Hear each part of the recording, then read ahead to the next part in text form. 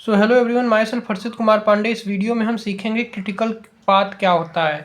तो अपने पिछले वीडियो में मैंने आपको बहुत से, जैसे कि लेवल ऑफ आर्किटेक्चर क्या होता है, वीएलएसआई डिज़ाइन फ्लो क्या होता है, डिज़ाइन स्टाइल क्या होता है, फिर मतलब कि बहुत टाइप ऑफ वीएलएसआई डिज़ाइन होते हैं, उनकी मैंने आपको चर्चा कर दिया। जैसे कि एग्जाम्पल, जैसे कि आप सोच सकते हैं full custom design, standard cell design, semi custom design, gate array design, field gate array design. तो इस प्रकार के डिजाइन स्टाइल आपने पढ़े थे। तो आज का जो क्वेश्चन है वो है क्रिटिकल पाथ, यानी इस वीडियो में यह क्रिटिकल पाथ अगर आपका हो जाएगा तो पूरा यूनिट आपका कंप्लीट हो जाएगा। ठीक है, तो क्रिटिकल पाथ होता क्या है। तो कभी कभी क्वेश्चन पूछता है what is the critical path, और आपको स्टैक पूछता है कि स्टैक्स कैसे निकालते हैं। तो मैं यहाँ पर दो न्यूमेरिकल भी आपको कराऊंगा।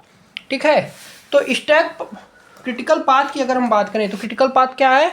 The critical path which give the longest time, मतलब क्रिटिकल पाथ हमको क्या प्रोवाइड करता है, लॉन्गेस्ट टाइम को प्रोवाइड करता है। ठीक है, the critical path is the longest path in the circuit that live in the clock speed.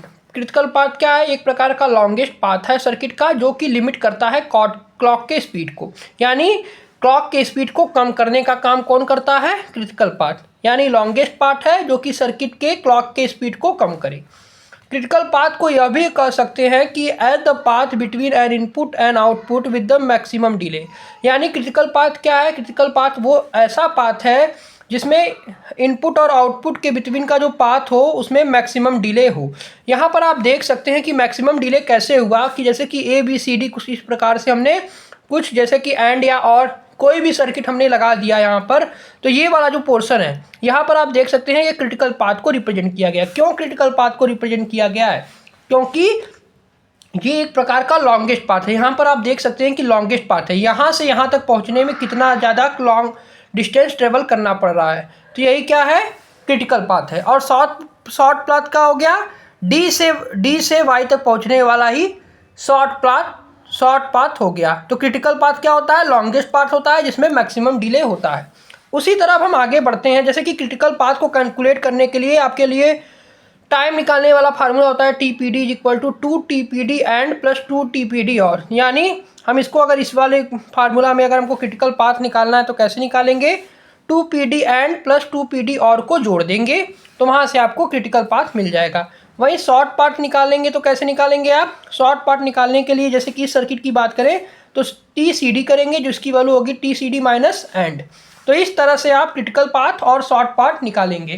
तो क्रिटिकल पाथ क्या होता है, मैक्सिमम पाथ होता है जिसमें मैक्सिमम डिले हो, या लॉन्गेस्ट पाथ होता है जिसमें मैक्सिमम डिले हो।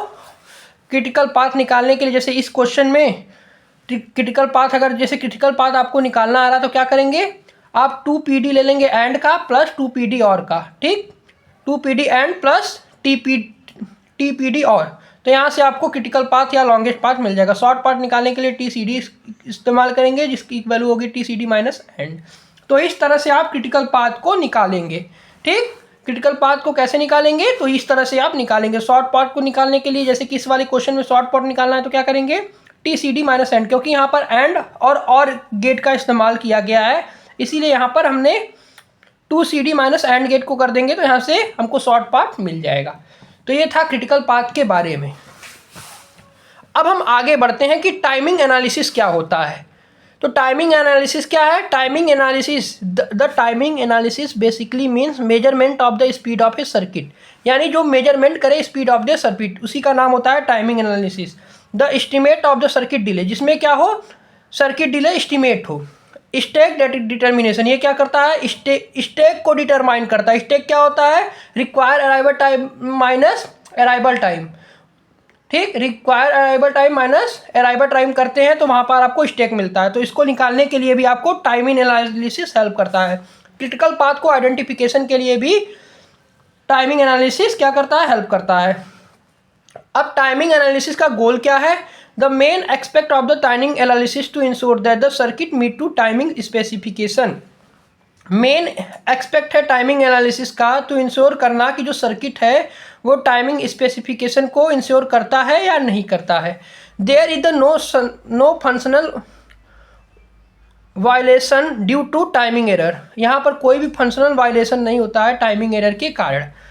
उसी तरह अब हम बात करते हैं वर्स्ट केस टाइमिंग एनालिसिस क्या होता है। जैसे वर्स्ट केस टाइमिंग एनालिसिस, यहाँ पर आप देख सकते हैं कि वर्स्ट केस टाइमिंग एनालिसिस को रिप्रेजेंट किया गया, यहाँ पर है SRC और यहाँ पर है SNK। ठीक, यानी यहाँ पर मान लीजिए सोर्स है, ये डेस्टिनेशन है, इस तरह से आप समझ सकते हैं। यहाँ पर हमने नोड लगा दिया, तो देखिए यहाँ से अगर SRC से नोड तक गए तो इसका नाम होता है अराइवल टाइम। अब नोड से अगर आप डेस्टिनेशन तक जानते हैं तो वो होता है रिक्वायर्ड अराइवल टाइम। इस तरह से भी आप समझ सकते हैं। तो अराइवल टाइम क्या है? Minimum distance between source to node, वो होता है अराइवल टाइम, और node to destination required arrival time होता है, और ये अदर पार्ट है। तो ठीक है, तो अब हम आगे पढ़ते हैं कि अराइवल टाइम क्या होता है, रिक्वायर्ड अराइवल टाइम क्या होता है डिफिनीशन से। ठीक है, और उसको कैसे निकालेंगे। तो देखिए, अगर in order to arrive the worst delay, अगर आपको वर्स्ट डिले अलाइव आइडेंटिफाई करना है तो हमको क्या करना पड़ेगा? We need to define two important value. हमको दो इंपॉर्टेंट वैल्यू को डिफाइन करना पड़ेगा। एक होता है अराइवल टाइम, जैसे कि मैंने आपको बताया, और एक होता है रिक्वायर्ड अराइवल टाइम को। ठीक, वर्स्ट केस को डिटरमाइन करने के लिए। तो अराइवल टाइम क्या होता है किसी नोड का? अराइवल टाइम मतलब the longest path from the source to node, मतलब कि सोर्स से नोड तक जो लॉन्गेस्ट पार्ट होता है वही होता है अराइवल टाइम। मैंने अभी आपको बताया था कि अराइवल टाइम क्या होता है? सोर्स से नोड का जो डिस्टेंस होता है, लॉन्गेस्ट पाथ, वही होता है arrival time. After we can the compute arrival time at each node using the expression. हमको अराइवल टाइम अगर कैलकुलेट करना है तो इस एक्सप्रेशन का इस्तेमाल करेंगे। Arrival time is equal to maximum arrival time u plus time u comma v, जहाँ पर u की वैल्यू होगी summation of fi, where fi क्या है? फैन इन नोड है, और t u कॉमा v क्या है? Delay between u and v है। तो इस तरह से आप अराइवल टाइम किसी भी नोड का निकालेंगे। उसी तरह रिक्वायर्ड अराइवल टाइम किसी भी नोड का कैसे निकालेंगे? तो रिक्वायर्ड अराइवल टाइम क्या है? The latest time the signal is allowed to leave the node to make it the sink in time, यानी वो लेटेस्ट टाइम ऑफ सिग्नल जो कि अलाउ करे लीव कर, यानी जो नोड से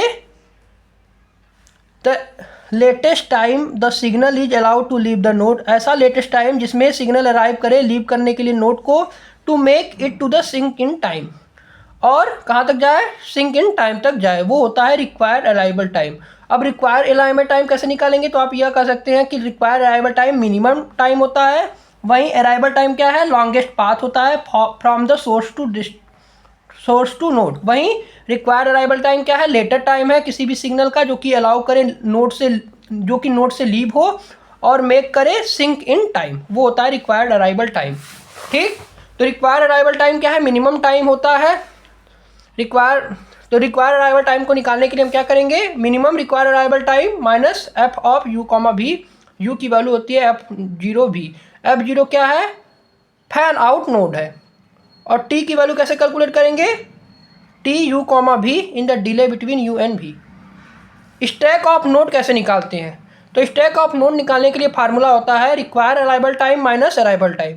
तो इस तरह से स्टैक्स निकालते हैं। मिलते हैं नेक्स्ट वीडियो में, तब तक के लिए goodbye, thanks for watching this video.